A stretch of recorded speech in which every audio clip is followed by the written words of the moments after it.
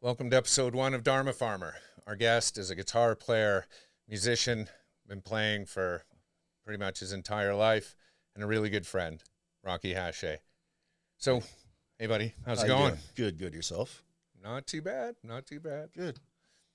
I don't know. Tell me about I don't know, where should we start? Let's start with like how we met. Oh, What do you remember from how we met? I think it was in Kensington and Calgary. Yeah. What do you remember? it was, we were on the sunny side of Kensington, and Bryden's the drummer that Yeah. I've been playing with forever. We've been playing forever.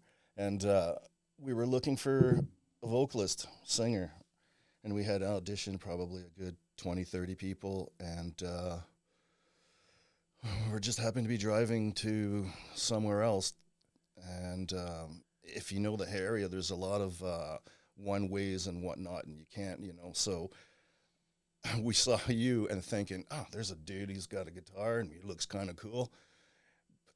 And then so we turned around, but it was weird that it was like somebody just grabbed my hand and made me turn around into this alley. Otherwise, there's no way we could have gotten back to you. And then we pulled up, both rushed you.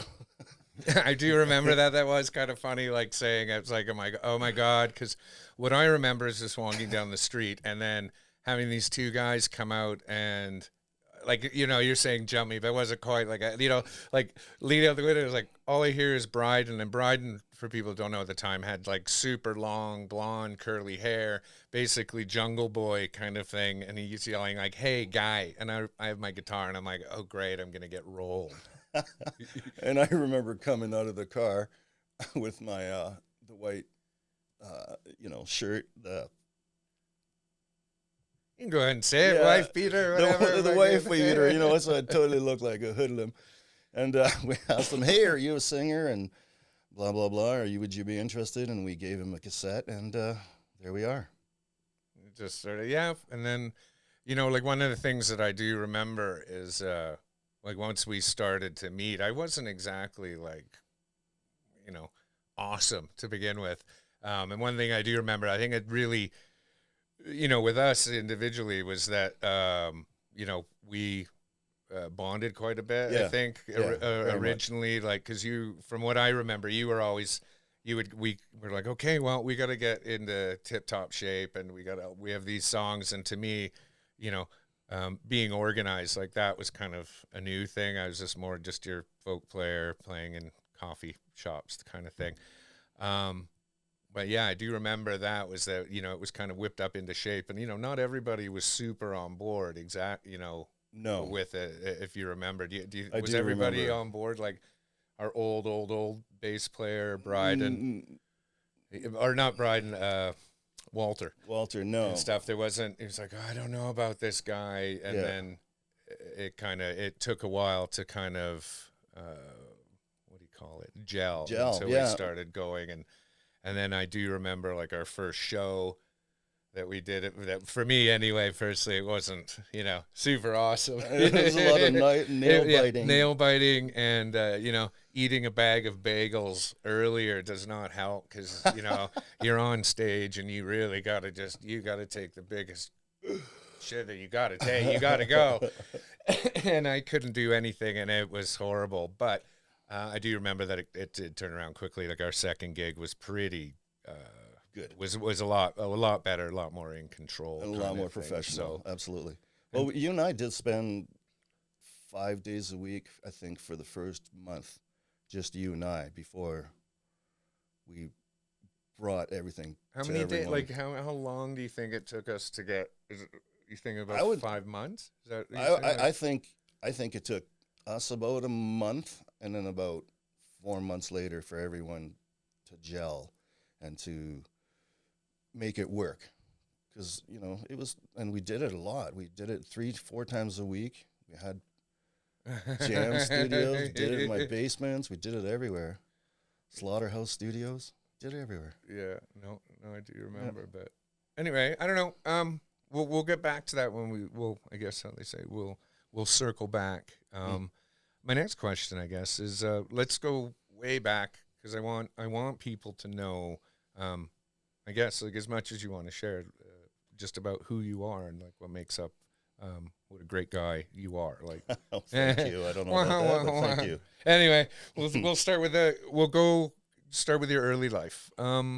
What, I guess, if you want to keep it related to music, what was your favorite childhood memory?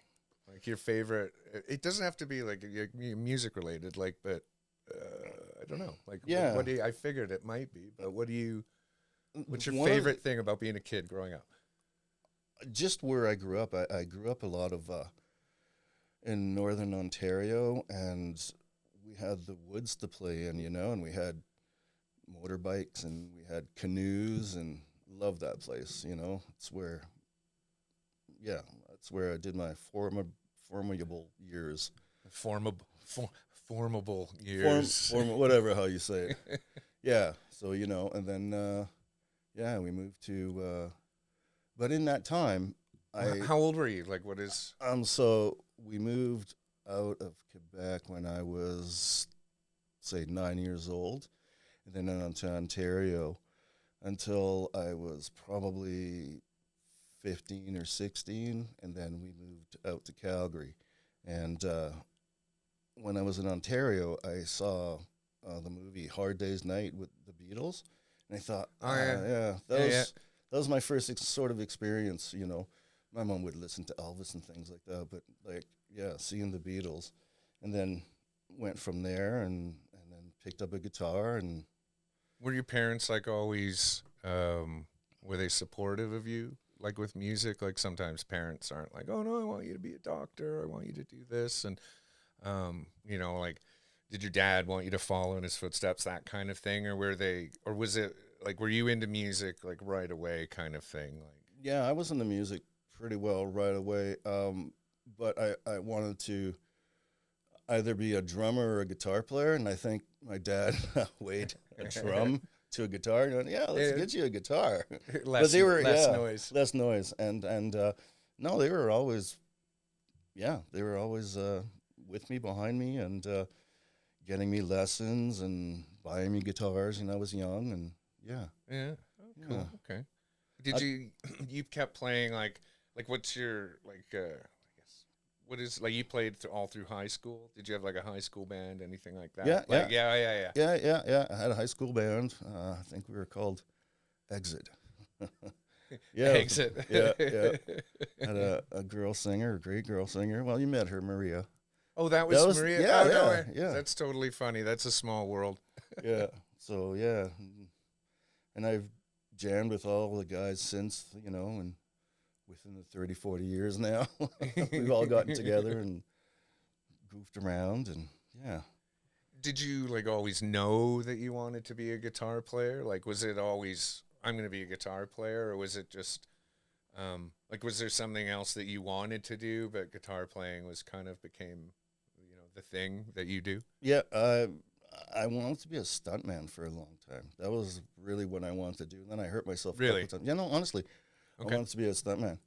And I would see these things that they would do, and then I did them, and then I would hurt myself. But I always had guitar, and I would play guitar, and yeah. And I had some great friends and influences along the way, and yeah, Yeah. Well, speaking of influences,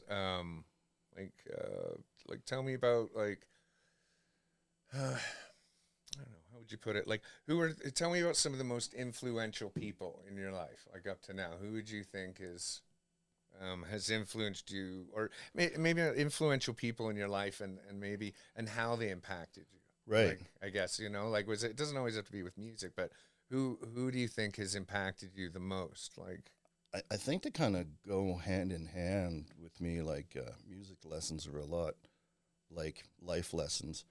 In high in high school, there was some really good friends that took me under their wing, kind of thing, and their parents were musicians. I'm talking about the Garaways. They were like incredible for me to fall into that musical group and go along. We were in grade 10 doing Rush songs and things like that. Some pretty intricate music. Yeah. No, Yeah. I'm trying to think of what I was doing in grade 10. I think it was, like video parties in your basement kind of thing. But I hadn't done any. Well, maybe I was just starting music, like playing other people's guitars and stuff when I'd come over to their house and stuff. Hmm. I think it was when I was getting started would have been around grade 9 or 10 Yeah. kind Yeah. of thing. So, but Same. I mean, before I had guitars and pretended we were bands. I remember actually one of the things we were living in Elliott Lake, and we were throwing concerts with like Kiss 4-track cassette. Those Yeah. four, yeah. We had made up a little stage and everything, and then we had the neighborhood kids come around, and because we lived in a trailer park, so we were in the middle of nowhere, so this was things for us to do. Yeah. Yeah. Oh no, it's cool. It's cool. What about with your speaking from early influences to now, what are some what are music influences? Like I know, like we talk a lot all the time about Tedeschi, Trucks Band and all that, and Derek Trucks and that type of thing. But I know your musical taste, and we'll get into it even more here as we go through this. What are your how have your influences changed over the years, for music wise? Because I know you've played all different kinds of music, or I guess genres, styles, whatever you want to call it. No, I first started, it was like heavy metal, just like everybody else, Slayer, Metallica, and things before that, Ted Nugent and whatnot. But went from heavy rock but I've always loved the blues. I've always been a blues guy. Even, I was just listening to old tracks, and a lot of it was just blues related for me anyways. And I just went from there. Then flamenco, and then I discovered flamenco. This father of a girlfriend I was seeing goes, that's nothing here, listen to this. And I heard Night in San Francisco, Paco de Lucia, Al Di Meola, and John McLaughlin. And that changed my life. And after that, it probably took 5-6 years to really get to master what I could, and then went from there to doing Spanish guitar flamenco stuff throughout Banff and Canmore and whatnot, and even Calgary and whatnot. And that's what I was doing for a living, really. Yeah. Do you think, from all the styles that you've done, is it sort of, do you find that is it your tastes have changed, or is it just more slowing down as you get older and playing, more of a to a mature audience, that kind of thing? Well, one of the things I do like is when people come to listen to you, and because when you're at a bar or whatnot, and there's people tinkling and playing things like that, and they're not really, they're you're part, But I love when people come in to listen to you, and they're really quiet, and they're listening to every little nuance, and yeah, no, I get that for sure, but it's also really fun when it's just a rock night, like when we did the other day when we were jamming and just doing our stuff. That was fun. Yeah. No, I get it. What about sorry, we go back. Maybe one thing that we've kind of glossed over is the I don't know what kind of thing, because I knew I have some of the bands that you used to be in, like Withdrawal, and stuff, and Zen. And that where did Withdrawal fit in? Okay, so Withdrawal was the very first. So there's all these local bands that were heroes of ours, like Beyond Possession. Edmonton had SNFU, and just really cool bands, and that's where that became from. Yeah. That's my There's phone. just somebody's phone. That's gonna be funny. All right. That, and then it was like a sort of a punk rock, hardcore, fast guitar, and that kind of thing, and went from there. And then all those guys, we all broke up, and then formed another band called Zen. And our claim to fame is we were a very first band to do Studio 501 or 801, whatever it was. It ended up being the Cowboys, downtown. Oh, okay. But our first show it was a sort of a riot kind of a thing. And then the cops came and closed the place down. And God. it was a total punk rock show. It was great. Well, what about, let's talk about Zen. Like it's funny, I have a graphic here all queued up and ready to go. So let's watch it. This is from, this one I believe this one was from Highwood Fest. Now, if anybody remembers, Highwood Fest was 1992 outside of Calgary. I can't remember. It was the venue. Do you remember? It was in Highwood. It was in High River, wasn't it? So this was the second one. This was the one that was in Edmonton, I think. No. This or one. Is this the first one? The video that I have queued up says High River, Alberta, 92. So then it was in High River. But I do remember this, and at the time, like one thing that people have to realize is that this is when festivals were just starting. I believe, like 91, 92 was right when. I don't know when Lollapalooza started. I'd have to look. But I mean, festivals were the thing to go. When I watch this video again, it's really great. You know, I've totally forgot about the size, and how many people were there. But here, I'm going to play it, and enjoy. This is funny. This is Zen on stage, and you know, you can speak over it, like tell me what's going on, and I'll put it up. Hold on.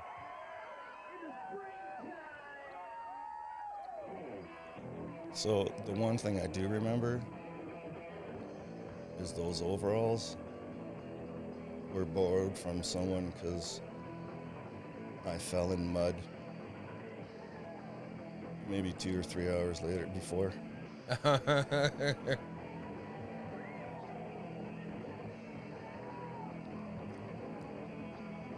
And who's the singer guy? His name is Rob Kelly, and the bass player is Mike Gerard, and the guitar player is Mike Newby, and the drummer is Kirk Gowlig.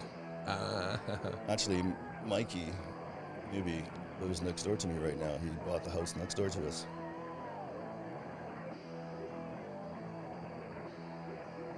That is too funny. Lots of hair.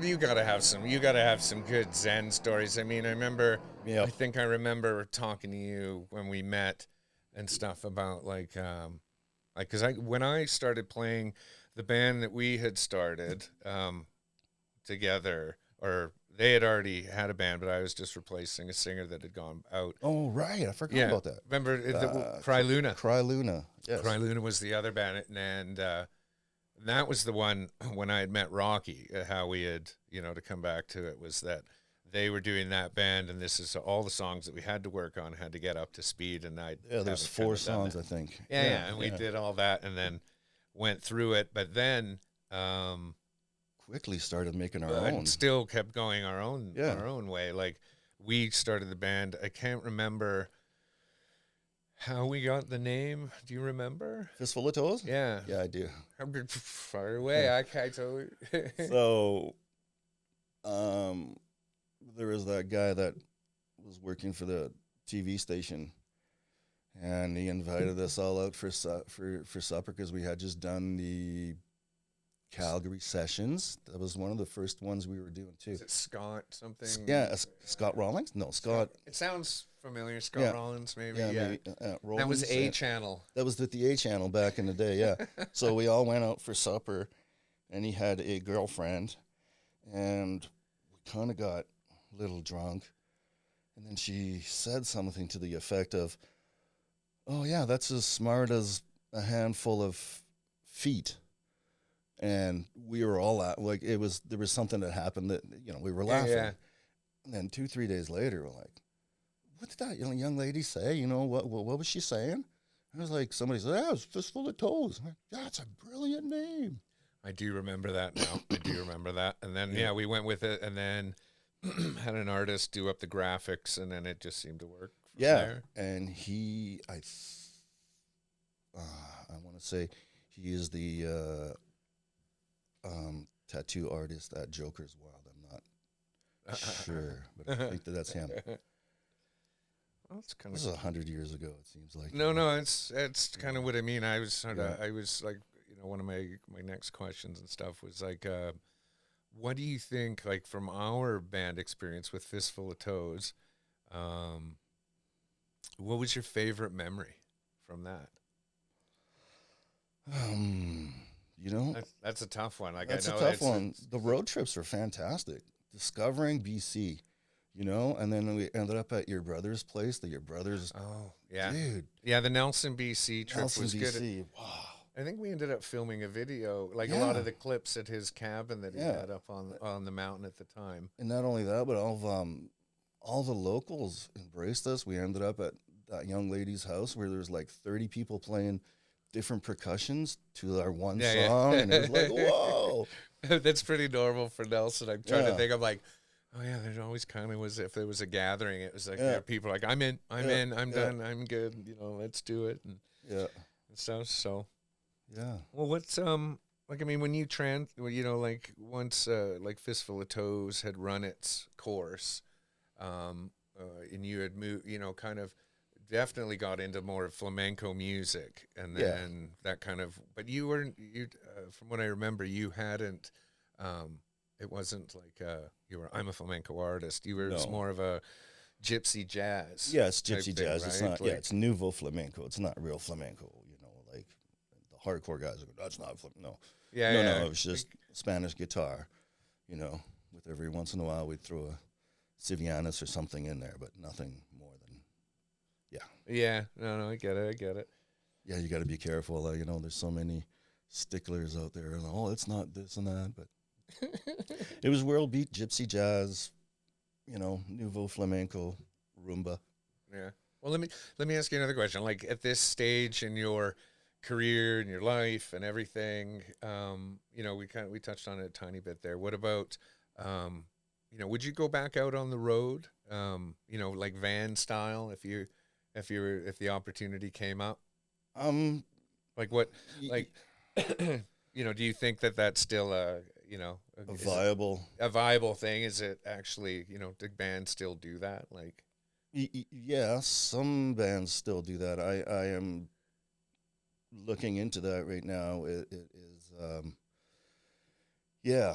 But all my physical. I mean, it's kind of the romantic, there's always the bands like, fuck it, let's roll up into the van and, Yeah. just live in each Yeah. other's filth for, a month, go on the road, come back, East Coast, go back to the Yeah. West and then home kind of thing. But, and I know, like, I mean, touring now has got to be the way that bands make money, like with Has to be. Spotify. Like, Yeah. how have you found that transition been like over the years to keep up with like all those things like Spotify and YouTube, everything else like that? Like, or I mean, with Yeah. publishing, like doing, all that. Like, has it been hard to kind of keep up with, or is it, or you don't, like sometimes I'm like, does it really matter? Do you pay attention to that kind of stuff inside of your circle? I do, but I don't really. Before COVID, everything was pretty good and steady. But now, me and my partner sort of given up. It's just the. Yeah, I guess know, it's it's COVID. just- Do you think COVID? Like I don't. Yeah, you know. COVID affected a lot of guys that had regular gigs, say like in at the Banff Springs and things like that, and like Oh yeah, I guess those, the regular those type were thing would those go. were yeah, and yeah, it's just things have changed, and you know what? If you want to get back into it now, you certainly can. Yeah. But you kind of get to after 10, 15 years, you kind of want to change a little bit, and it takes a while when you're older. It seems to, Yeah, I get it. Yeah.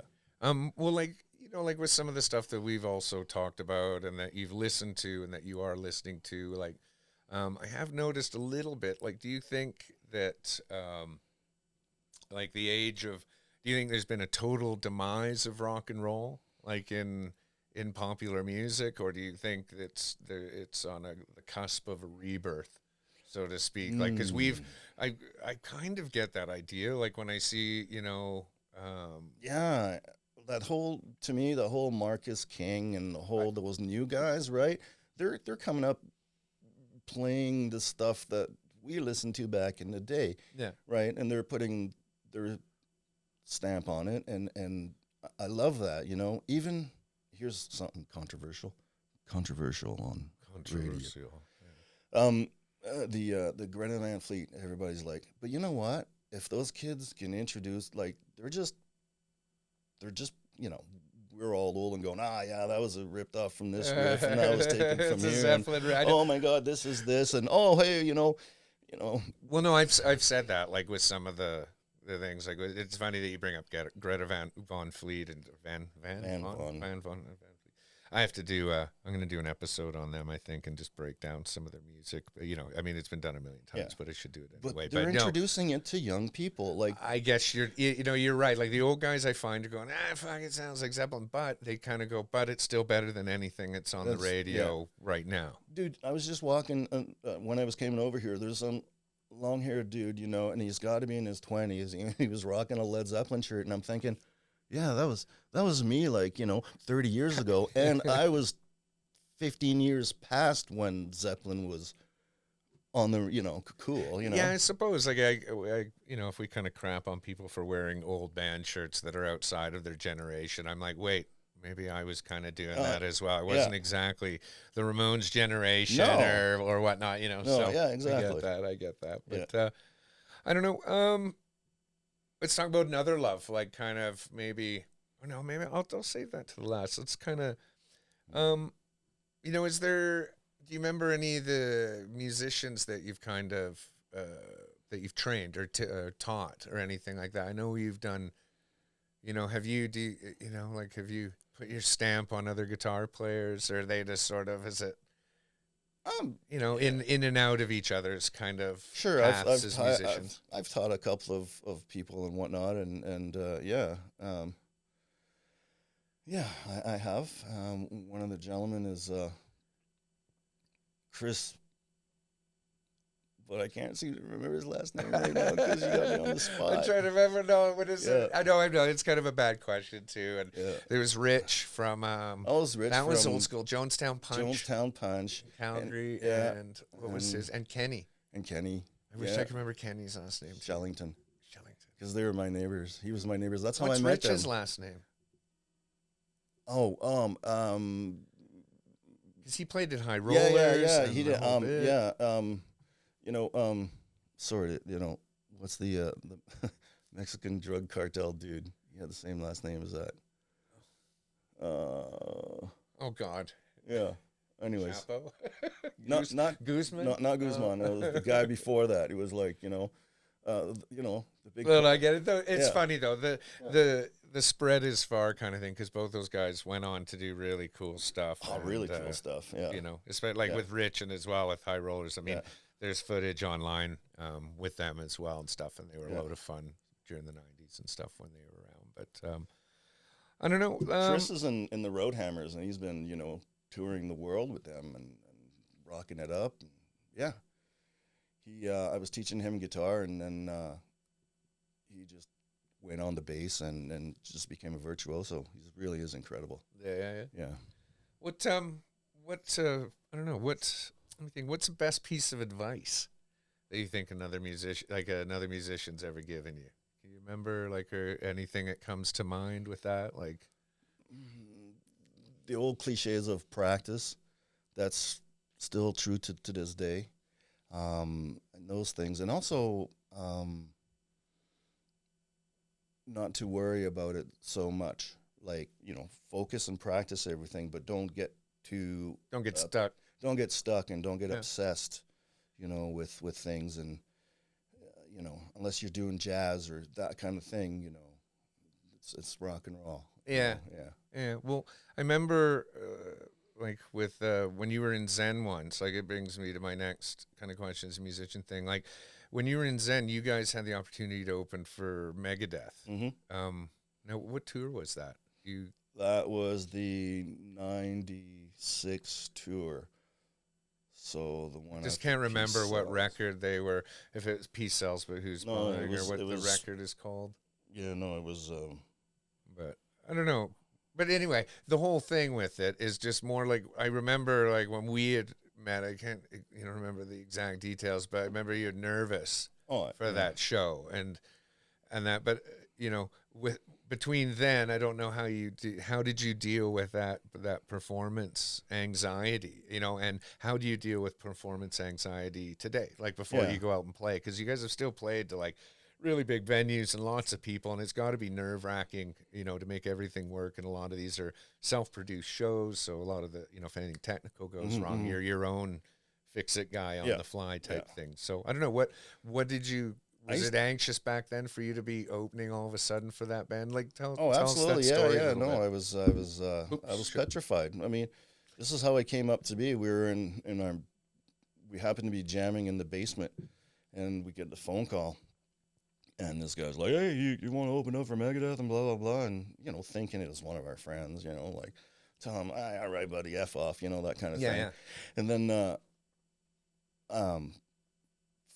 after we hung up, 8 seconds later, it was the voice of an angry man. And it wasn't like, it wasn't a kid. And you can tell it was like, oh, what's going on? And he pulled off some things about security and things that we had to do, and this is for real. Wow, okay, yes sir. We did our thing and met up in Edmonton. Then we came to Calgary, or Calgary to Edmonton. I can't remember what it was, but and we met them and met the crew and got in trouble for playing football because.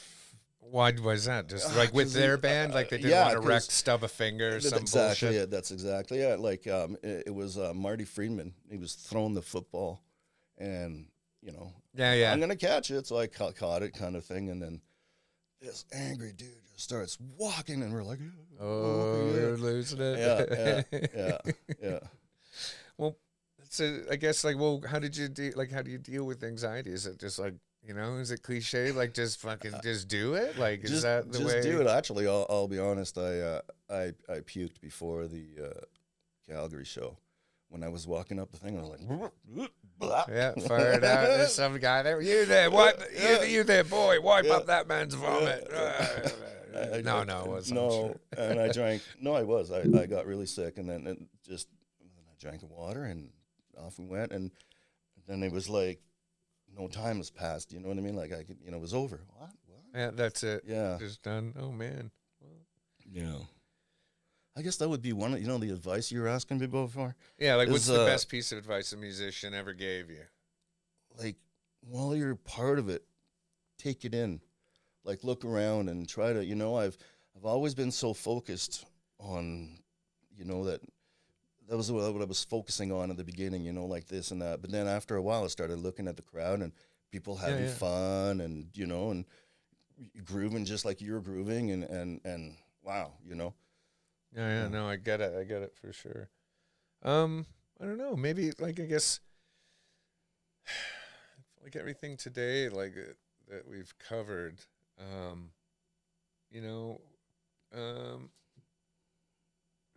trying to think of what else we can cover here. Like when you, so I mean, you're doing music now.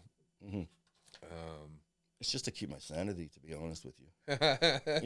That's all. Yeah. It's not about really making a living or anything like that. It's what musicians do. We just play. Well, let's talk. We'll I guess get away from music. One thing I totally kind of forgot to talk about. And you've had some things in your life that are impacting this is motorcycles. Yes. Like we both of us I didn't get into motorcycles until I was 42. I think I bought my first bike, and the big thing is Rocky had taught me how to drive motorbike initially, here's what to do, how not to get killed type thing. And took me out on my first, learner rides and stuff. So there's all that kind of stuff. But you'd really been into the motorbikes and stuff and the motorcycles for a long time. But then, the body kind of doesn't allow that. No, my body sort of gave up. Yeah, pretty well. I had a lot of, I had a couple of back surgeries and then had knee surgeries, and now I've had too many surgeries. Now I'm just about 5 months ago, I had my hip, and in a month from now, I'm going in for knee knee yeah, No, total no, knee the replacement. bionics. And, Yeah. well, So from what I've heard, like I said, the knee replacements and stuff that I've seen, like it's pretty amazing. the I don't know. hip. What do you think about your hip replacement? I Well, mean, the hip was this is cool. ultimately the old guy kind of Yeah. stuff. Like, hey, Rocky, what do you Yeah. think of your hip replacement? You know, Yeah. but honestly, it is kind of neat because I do have a few other friends that have had their hips replaced, young and old. So, Mhm. I don't know. What's it's a great thing. What is your impression of it? I was amazed. Now I had arterial, so like the front instead of the side, so they didn't have to cut into the muscle. So they replaced the knee. I mean, they replaced the hip and the hip socket. They just replaced it, you know. Yeah. And within 6 hours, they had me walking. I mean, you know, not too far, but they had me walking. It was amazing. It really was, and it's been pretty good so far. And Knock on wood. yeah, and now in a month from now, I'll be getting my knee, and then go from there. Do you think you'll get back on the bikes?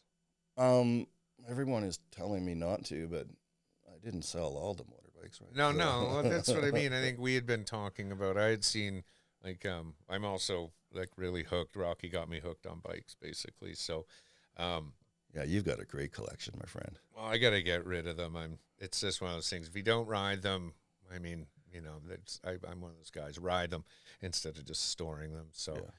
But yeah, I don't know. But one of the things I've seen, like I'm hoping, you know, I've seen trikes and stuff, and as long as you get it low enough, because I think the issue is getting the leg up and over, and Yeah, but yeah. you know, the trikes are pretty fun, and Harley Davidson, Yeah. you know, they have the Cervicar, you know, throughout the 40s and stuff, and if you can get one, they're pretty cool to drive. Yeah, I don't know yeah, if you're yeah. going to do road trips in a Cervicar, but maybe I don't know if anybody does a road trip in a Cervicar, like leave a comment below, tell me about it. No doubt. I would love to know about that. You know what? Yeah, well, my wife still wants me to.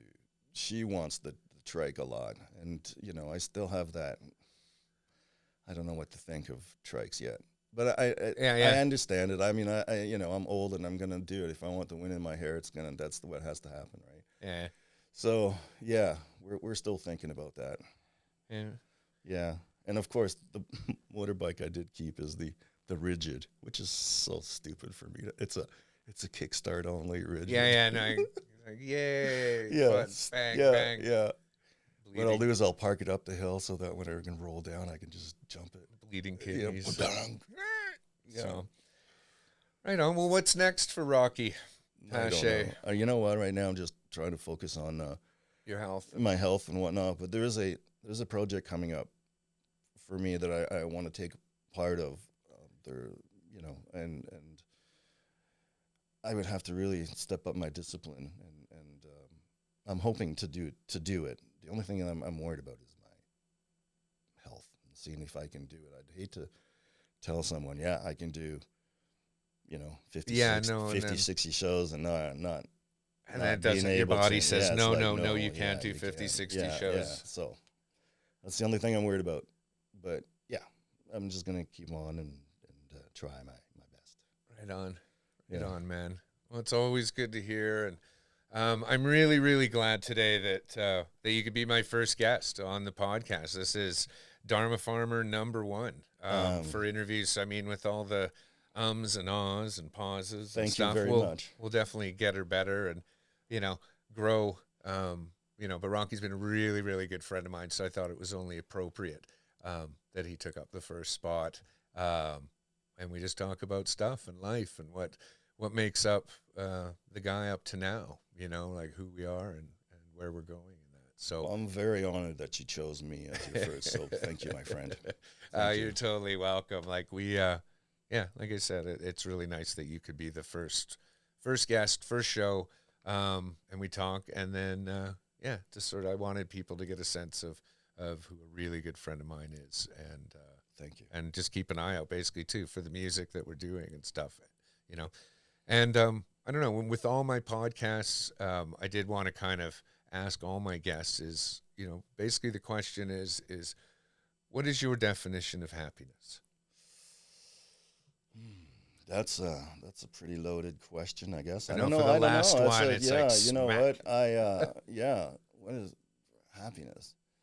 Like, what is You your know, version of happy? Like what if you? to be honest, I realized in my life I don't need very much more than just me and my wife and the little house we have, and that's it, really. I mean, being together and doing things together. Yeah, it's not about having this or that. And it's been Well, how long have you been married? Like, I'm um, trying to think. I can't quite remember. well here. So our CD is going to turn 25 this year, and that's the year my wife and I got married. So we've been married 25 That's years. right. Yeah. So the CD came out maybe 2 or 3 months after we got married. So, yeah, it all goes hand in hand with that. Yeah, and I met my wife at Rocky's wedding. So, I mean, that was kind of everything serendipitous, I suppose, if that's the Absolutely. right Yeah, word, yeah. serendipitous. So Yeah, just sort of that's cool. stuff, That's true. so. Yeah. But again, thank you, Rocky, Thank you, my very friend. much for being with us on this first episode of Dharmafarmer. And I do remind everybody, if you really like this episode, hit that like and subscribe button, hit the little bell, keep you notified when we post new stuff. And thank you so much for joining us today. Everybody have a great day.